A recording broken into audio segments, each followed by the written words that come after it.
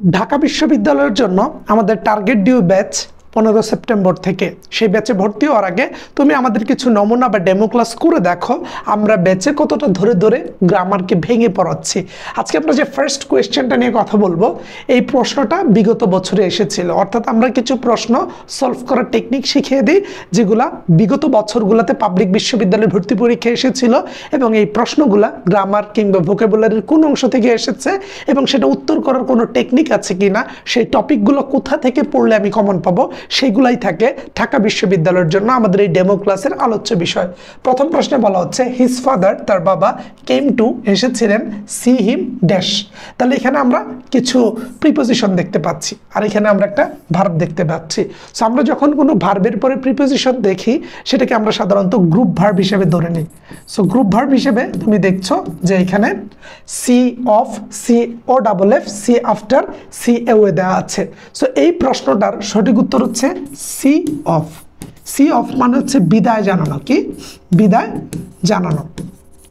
তাহলে যে C of মানে হচ্ছে বিদায় জানানো, এই প্রশ্নটা গ্রুপ ভার্ব থেকে এসেছে।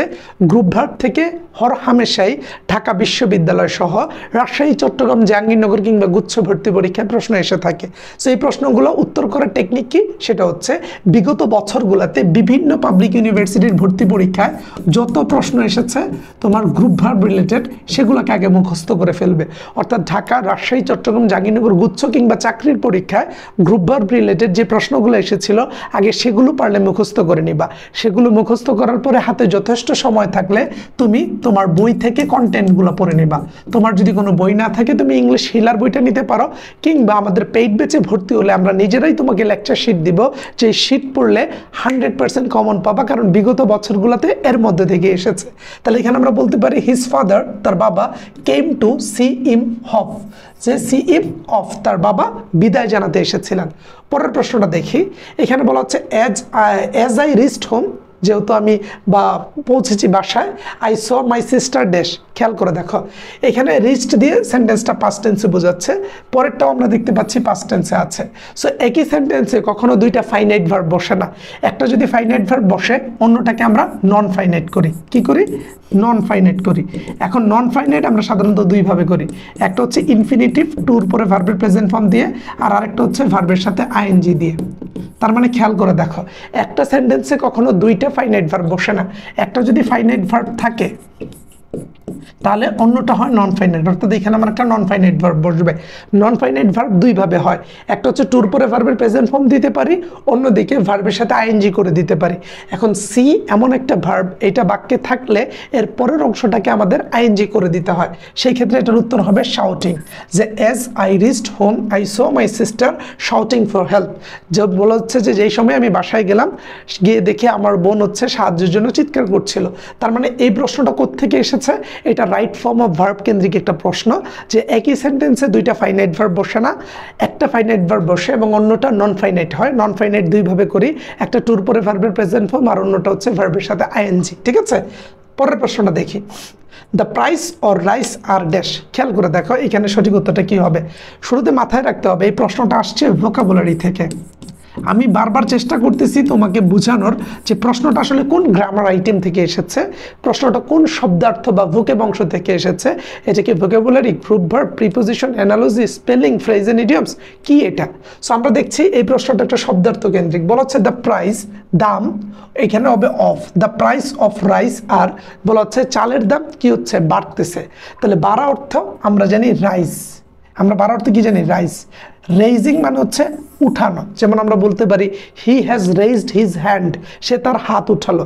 সো এখানে এই যে রেইজ দেয়া আছে, এই যে রেইজিং বা রেইজড, এইটার মানে হচ্ছে উঠানো, কিন্তু আমরা বাক্যটা দেখছি যে দাম বাড়ছে।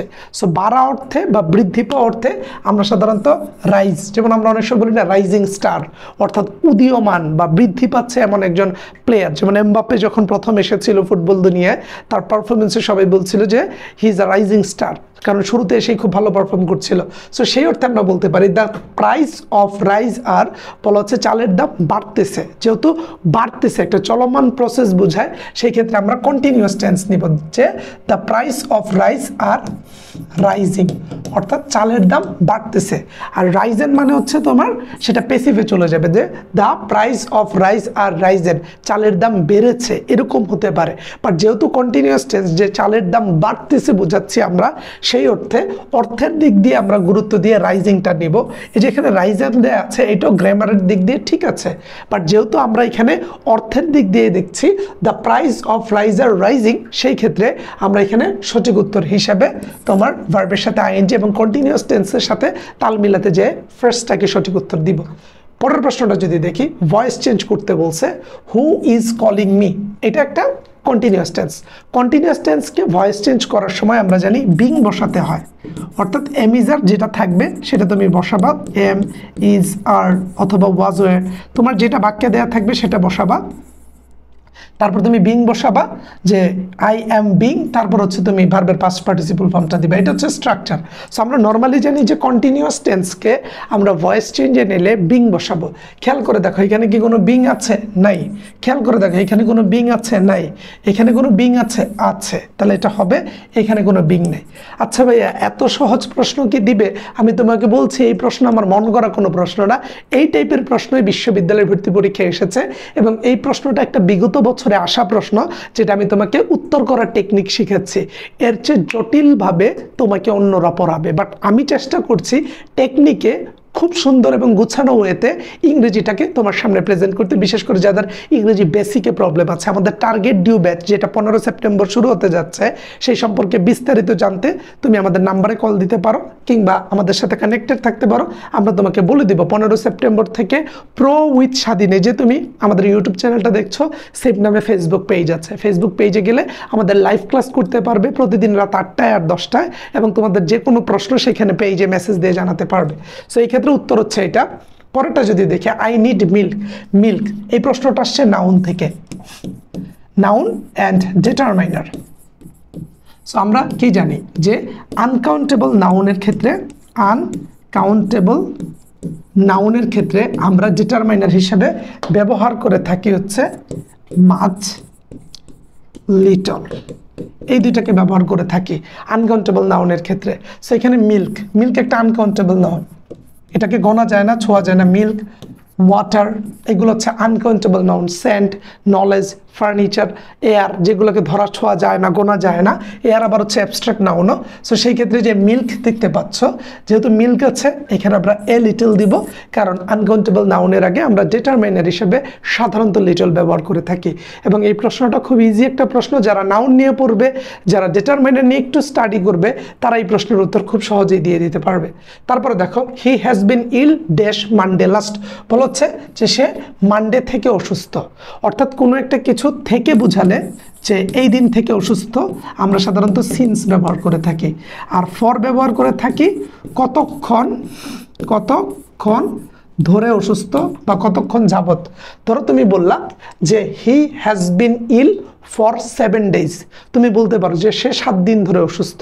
বাট যখন তুমি বলবা যে সোমবার থেকে অসুস্থ, থেকে বোঝাতে আমরা সাধারণত সিন্স ব্যবহার করি। তার মানে এখানে তুমি যদি সিন্স দিয়ে দাও তাহলে হবে he has been ill since Monday last, সে গত সোমবার থেকে অসুস্থ। আর যখন তুমি বলবা যে সে 7 দিন যাবত অসুস্থ, সে 1 মাস ধরে অসুস্থ, সে 10 দিন ধরে অসুস্থ, সে 3 দিন ধরে অসুস্থ, সে 10 ঘন্টা ধরে, অর্থাৎ কতক্ষণ ধরে বা কতক্ষণ যাবত সময়টা ইন্ডিকেট করে যদি নাম্বার দেয়া থাকে তাহলে তুমি সাধারণত ফর ব্যবহার করবা, আর থেকে বোঝালে তুমি সাধারণত সিন্স ব্যবহার করবা। সেই ক্ষেত্রে উত্তরটা হবে সিন্স। এটা তুমি সাধারণত প্রেজেন্ট পারফেক্ট এবং প্রেজেন্ট পারফেক্ট কন্টিনিউয়াস টেন্সে হর হামেশাই পাবা। আমাদের পেইড ব্যাচের প্রথম ক্লাসটাই থাকবে টেন্সের উপরে। তারপরে দেখো এখানে প্যাসিভ করতে বলছে ডু ইউ নো দেম, তাহলে এটা একটা ইন্টারোগেটিভ সেন্টেন্স। আমরা শুরুতে খেয়াল করি নো থাকলে আমরা সাধারণত এটা যদি প্রেজেন্ট টেন্স হয় তাহলে এম ইজ আর এর পরে ভার্বের পাস্ট পার্টিসিপল দিব, অর্থাৎ নোন হবে। এম ইজ আর এর পরে নোন থাকবে, এটাকে যখন আমরা ভয়েস চেঞ্জ করব, আর নর সাথে আমরা জানি টু বসে, অন্যান্য সব ভার্বের সাথে বাই বসে, কিন্তু নো ভার্বটার সাথে টু বসে। যেমন আমরা পড়েছিলাম এরকম যে I know him, I know him. এই সেন্টেন্সটাকে যদি আমরা ভয়েস চেঞ্জ করি তাহলে হবে কি, he is known to me. কারণ নো থাকলে আমরা সাধারণত বাইয়ের পরিবর্তে টু ব্যবহার করে থাকি। সো এটাই আমরা দেখব, দেম আছে, দেমের পরিবর্তে কি হবে, দে হবে। আর যদি এটা ইন্টারোগেটিভ তাহলে আর হবে। এখানে উড দিয়েছে তাই এটা বাদ, কারণ আমাদের সেন্টেন্সটা আছে প্রেজেন্ট টেন্সে, আমরা এখানে এম ইজ আর নিব যেহেতু প্রেজেন্ট টেন্সে আছে। তো এখানে আর আছে, এখানে নোন আছে, এখানে বাই আছে, তাই এটা হবে না। আর দে নোন বাই ইউ, এখানে বাইয়ের পরিবর্তে টু থাকলে ঠিক ছিল।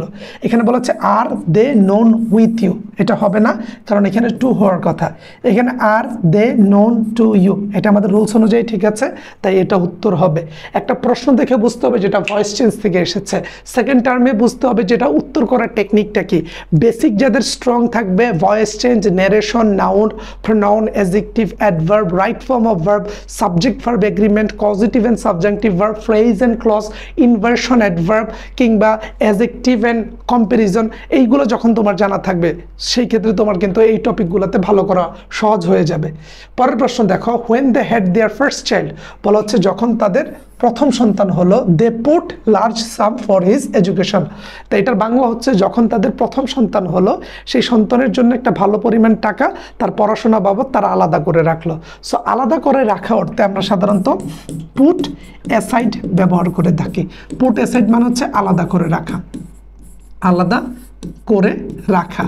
এখন প্রশ্ন হতে পারে পুট অ্যাসাইড মানে যদি আলাদা করে রাখা হয়, এই যে পুট অ্যাসাইড আমরা পড়তেছি সেই ক্ষেত্রে এই পুট অ্যাসাইড প্রশ্নটা কোত্থেকে আসছে? আগের মতো এই প্রশ্নটা আসছে গ্রুপ ভার্ব থেকে। গ্রুপ ভার্ব পড়ার সিস্টেম কি, বিগত বছরগুলোতে বিভিন্ন পাবলিক বিশ্ববিদ্যালয়ের ভর্তি পরীক্ষায় কিংবা চাকরির পরীক্ষায় যে গ্রুপ ভার্বগুলো থেকে প্রশ্ন এসেছে শুরুতে সেগুলো মুখস্থ করবা। মুখস্থ করে হাতে সময় থাকলে তোমার অ্যাডমিশনের বই থেকে মূল কন্টেন্টগুলো পড়বা, কিংবা তুমি যদি চাও চুম্বক অংশগুলো আমরা তোমাকে দেই, আমাদের পেইড বেচে যুক্ত হলে আমরা সাজেশনটা দিয়ে দিব, যেটা আমরা অনেক অধ্যবসায়ের মাধ্যমে অনেক পরিশ্রম করে তোমাদের জন্য তৈরি করেছি।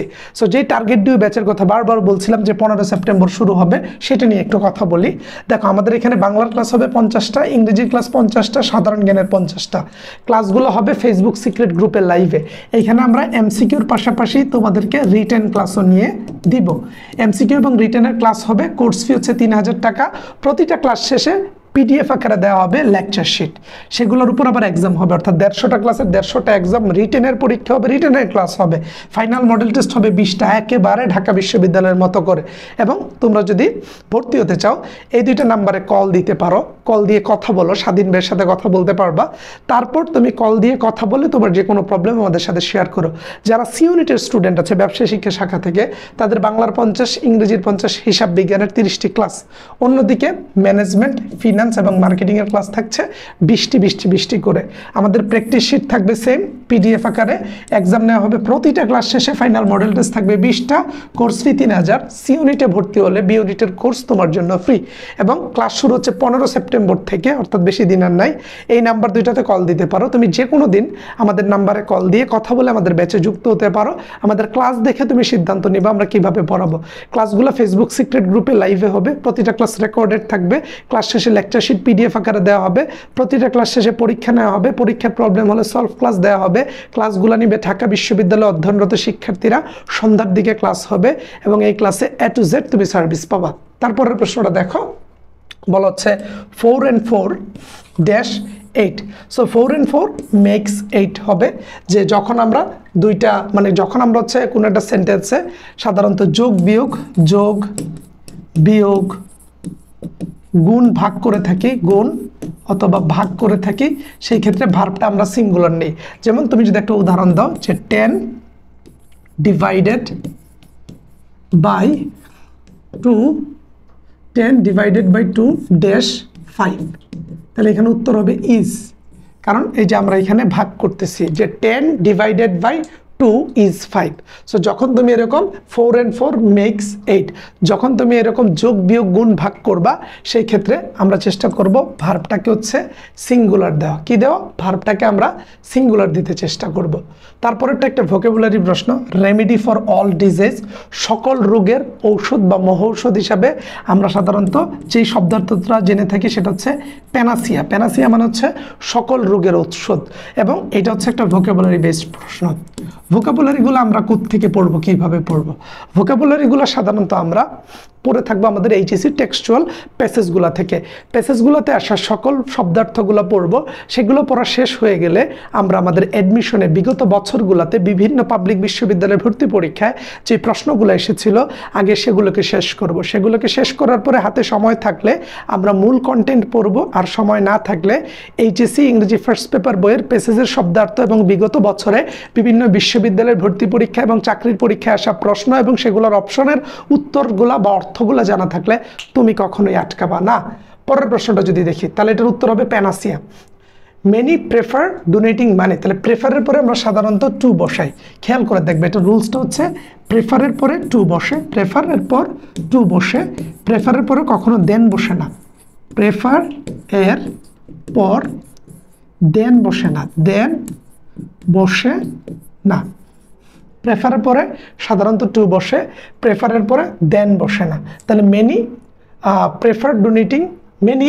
Prefer donating money to distributing clothes.